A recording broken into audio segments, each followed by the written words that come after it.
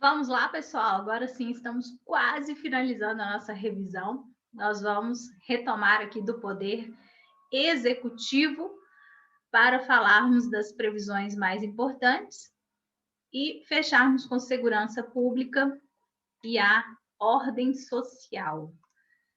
Deixa eu aumentar aqui o meu vídeo. Poder Executivo está aí na nossa Constituição dos artigos 76 a 91. Quero chamar a atenção de vocês, primeiro, para a diferença entre forma de governo e sistema de governo. A nossa forma de governo é a república. Além da república, que é a coisa pública, né, a coisa do povo, um governo para o povo, nós teríamos também a outra possibilidade, a monarquia, a mais famosa. Já o sistema de governo, aí sim o nosso é o presidencialismo, a outra possibilidade seria o parlamentarismo. E é típico do presidencialismo que o presidente da República acumule funções. Ele é, ao mesmo tempo, chefe de Estado e chefe de governo. Então, lembrem-se que presidencialismo é o nosso sistema de governo e que o nosso presidente é chefe de Estado e é chefe de governo. A gente fala em uma função monocrática, enquanto no parlamentarismo a gente tem uma função dual, porque temos pessoas diferentes exercendo a chefia de governo, que é o primeiro-ministro, e a chefia de Estado fica a cargo do presidente ou de um rei, se for o caso. No artigo 76, nós temos a previsão de que o nosso poder executivo é exercido pelo presidente da República. Cuidado com isso. Ele é exercido pelo presidente, que é auxiliado pelos ministros de Estado. Então, não é pelo presidente e vice, pelo presidente e ministros de estados. É o presidente sozinho que exerce a função e ele é auxiliado pelos seus ministros de Estado. Então, se a questão trouxer isso de forma diferente, fica errado. Chamei a atenção de vocês para isso.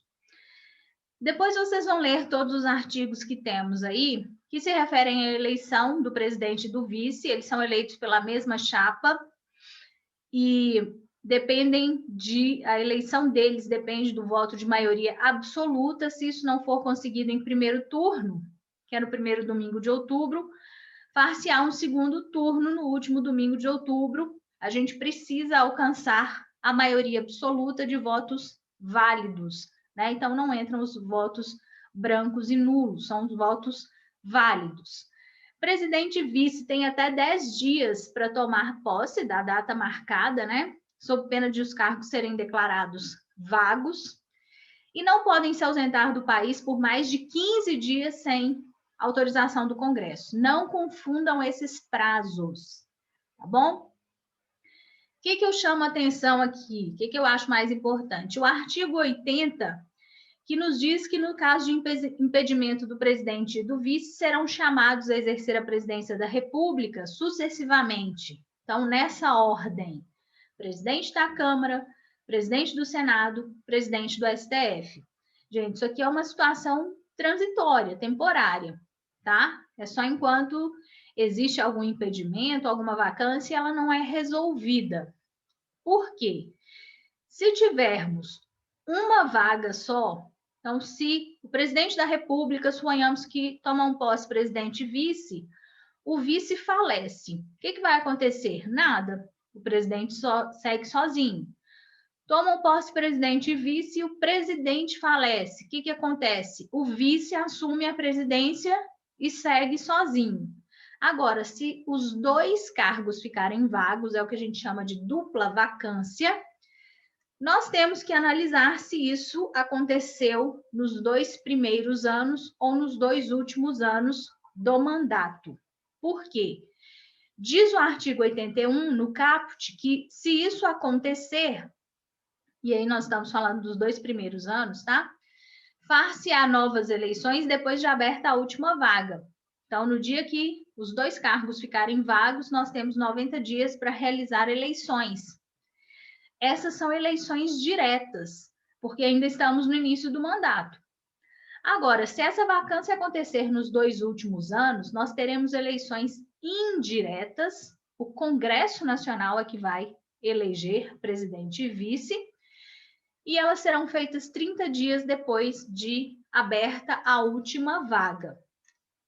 Diz o parágrafo 2º que nos 2 casos nós teremos um mandato tampão. Os eleitos vão ser eleitos só para completar o período dos antecessores, tá? Eles não recebem um mandato novinho.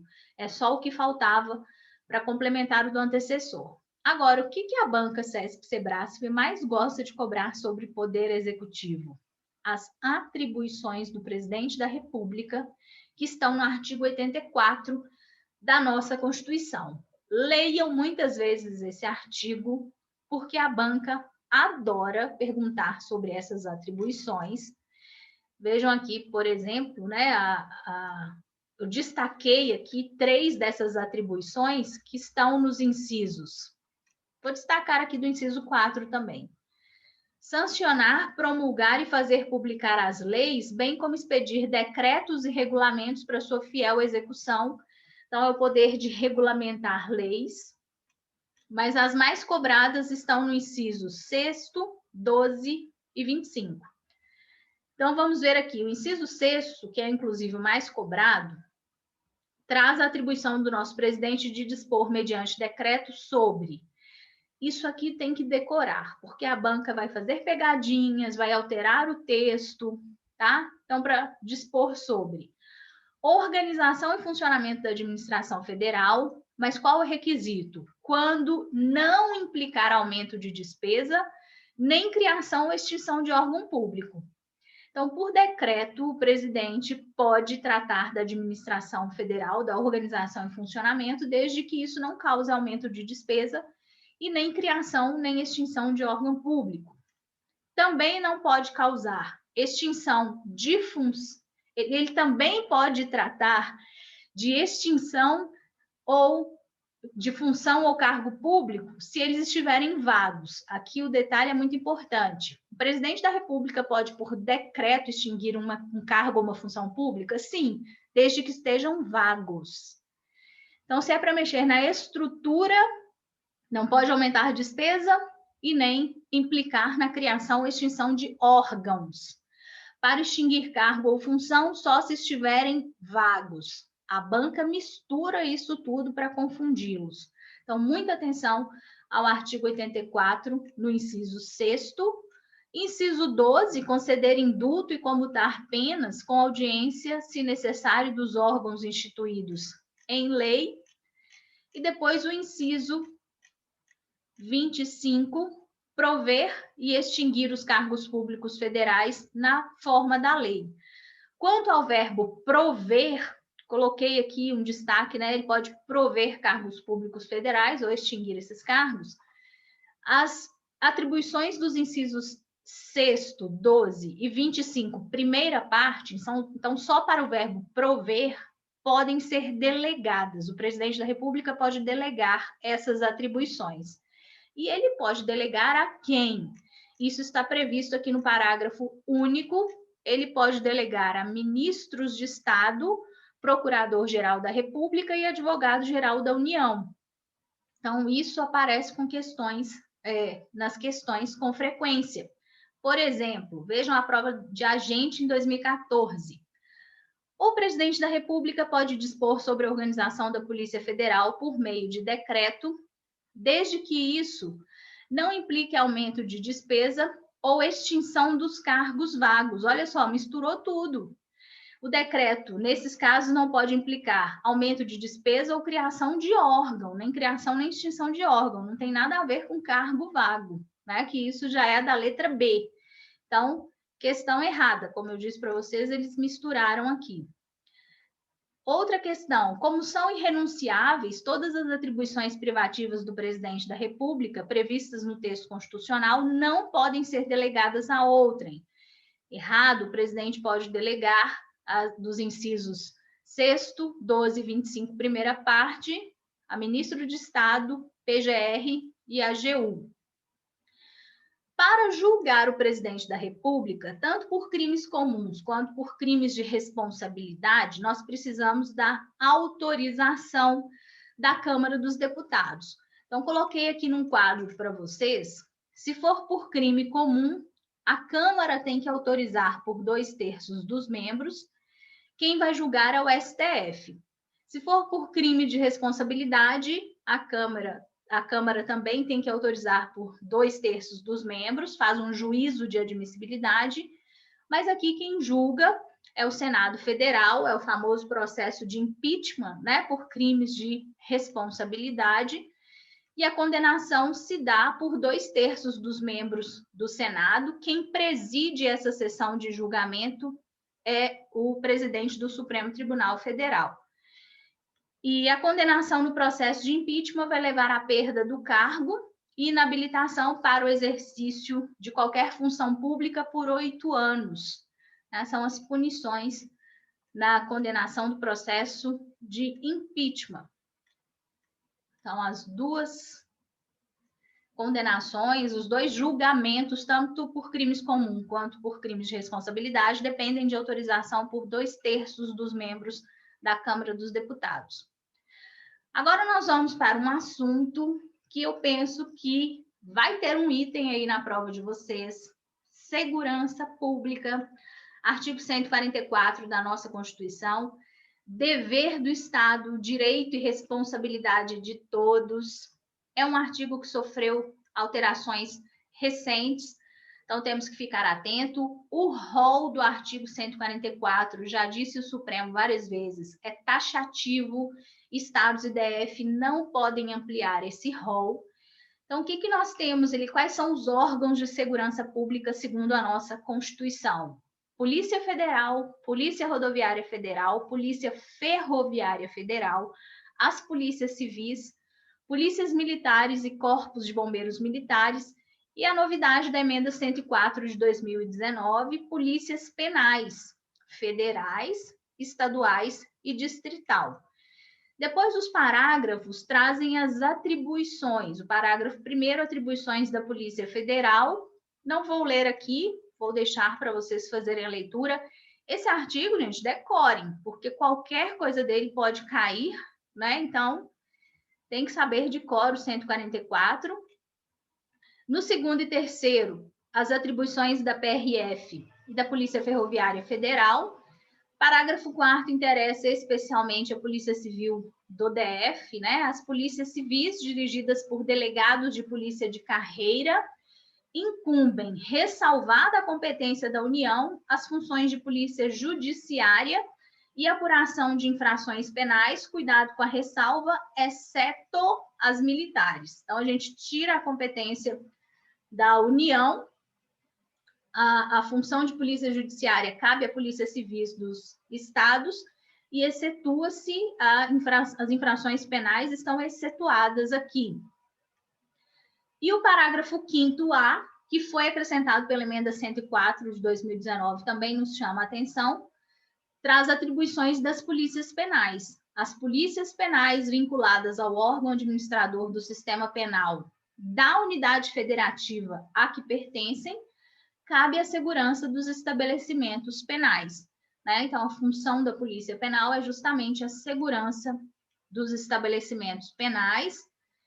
Depois temos aqui previsões sobre subordinação, organização e funcionamento das polícias. No artigo 8º, a previsão das guardas municipais, que os municípios podem constituir. No artigo 8º, não, me perdoem, no parágrafo 8º. No parágrafo 9º, previsão sobre remuneração, e o parágrafo 10, mais cobrado em provas, que se refere à segurança viária. Então, prevê o parágrafo 10, a segurança viária, exercida para a preservação da ordem pública e da incolumidade das pessoas e do seu patrimônio nas vias públicas, compreende a educação, engenharia e fiscalização de trânsito, além de outras atividades previstas em lei que assegurem ao cidadão o direito à mobilidade urbana eficiente e compete no âmbito dos estados, DF e municípios aos respectivos órgãos ou entidades executivos e seus agentes de trânsito, estruturados em carreira na forma da lei. Isso aqui costuma cair nas provas, tá? Esse parágrafo 10, não se esqueçam, todo o artigo 144 é importante. Vejam aqui essa questão. A segurança viária compreende educação, engenharia e fiscalização de trânsito, vetores que asseguram ao cidadão o direito à mobilidade urbana eficiente. Correto, prova da PRF em 2019.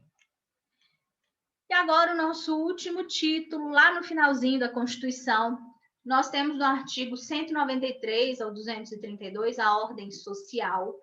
Não são todos os títulos da ordem social que caem para vocês, mas esses aqui estão previstos tanto para o DPEM quanto para a Polícia Civil do DF. O que eu chamo a atenção nesses artigos, gente? O 193, porque ele traz a base e os objetivos da ordem social. Então, vejam aqui, a ordem social tem como base o primado do trabalho. Imaginem um triângulo. A base é o primado do trabalho, objetivos, bem-estar e justiça sociais. Se a banca inverter isso, fica errado.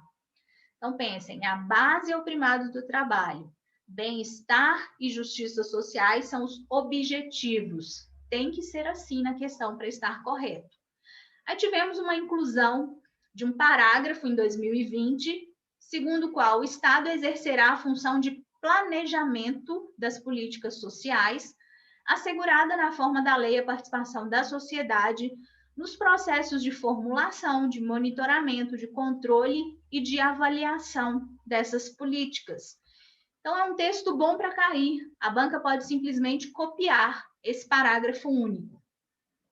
E aí depois vem a Seguridade Social. O que é Seguridade Social? É o grande gênero e a Seguridade Social ela abrange saúde, previdência social e assistência social. Vocês vão ler todos os artigos. Mas, a meu ver, o que merece destaque nesse momento? Saúde, os artigos relacionados à saúde, 196 a 200, leiam. Então, nós temos o Sistema Único de Saúde, que é descentralizado, com esfera única em cada nível de governo. E eles adoram perguntar sobre SUS, diretrizes do SUS, atribuições do SUS. Eu até destaquei aqui, né, no artigo 200. Algumas atribuições não são óbvias, como aqui no inciso número 5, incrementar em sua área de atuação desenvolvimento científico e tecnológico e a inovação. O inciso 8º, que aparece muito em questões, colaborar na proteção do meio ambiente, nele compreendido do trabalho. Então, isso às vezes não é tão óbvio como uma atribuição do SUS. Lembrando que particulares podem atuar na assistência à saúde, a Constituição permite. Então, vocês vão ler todos esses artigos e, a meu ver, merecem destaque os artigos 196 a 200 da nossa Constituição. Também destaco a proteção ao meio ambiente no artigo 25. Meio ambiente, isso aqui cai muito, é um bem de uso comum do povo e essencial à sadia qualidade de vida. Todos nós temos direito ao meio ambiente equilibrado e tanto o poder público quanto a coletividade têm o dever de defendê-lo e preservá-lo para as presentes e futuras gerações.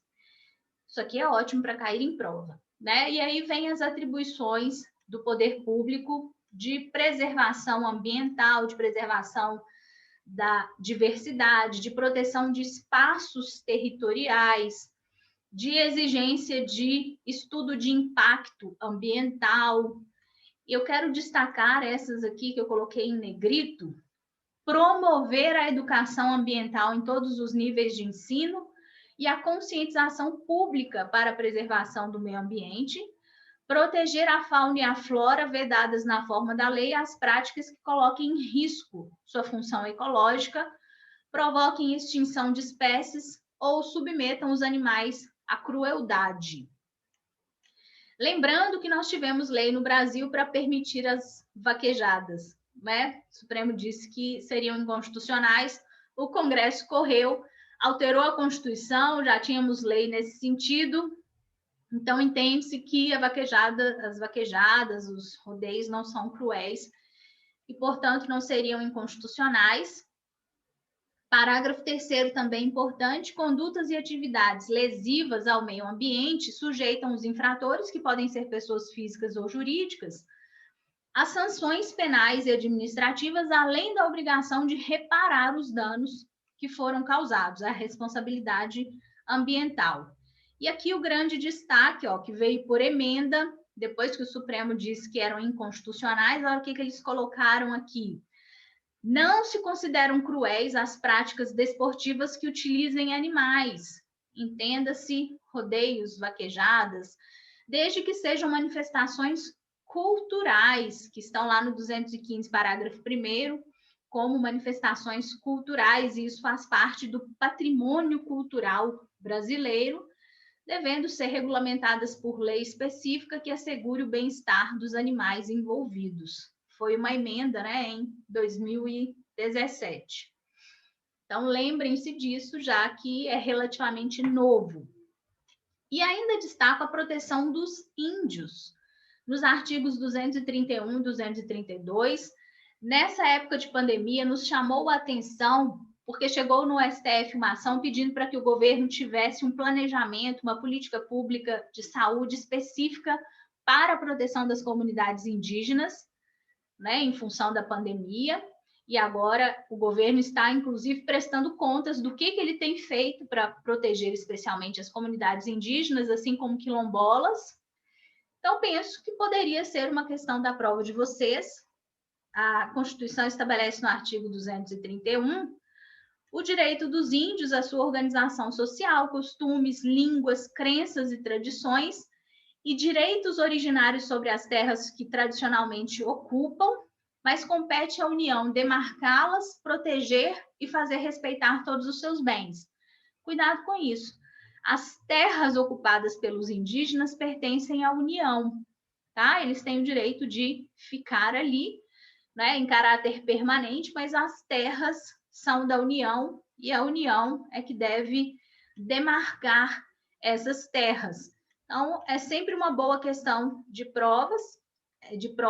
É vedada a remoção, lá no parágrafo 5º, de grupos indígenas de sua terra, salvo a de referendo do Congresso. Então, o Congresso tem que autorizar, em caso de catástrofe ou epidemia que impõe em risco sua população ou no interesse da soberania do país, após deliberação do Congresso Nacional, garantido em qualquer hipótese o retorno imediato logo que cesse o risco.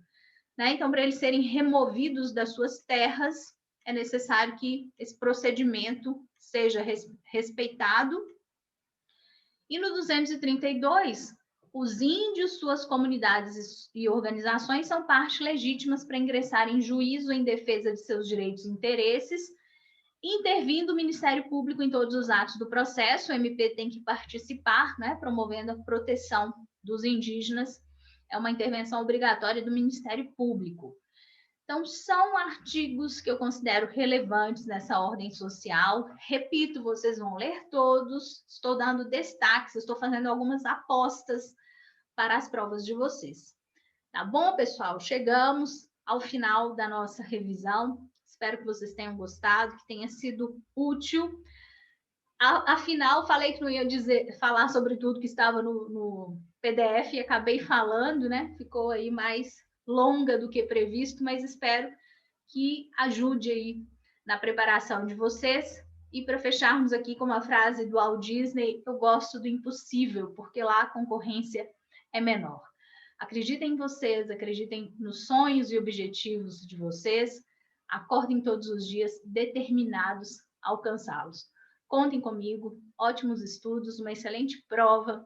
Estou à disposição, é ótimo, né? Estou à disposição para qualquer dúvida que vocês tiverem, só entrar em contato, ok?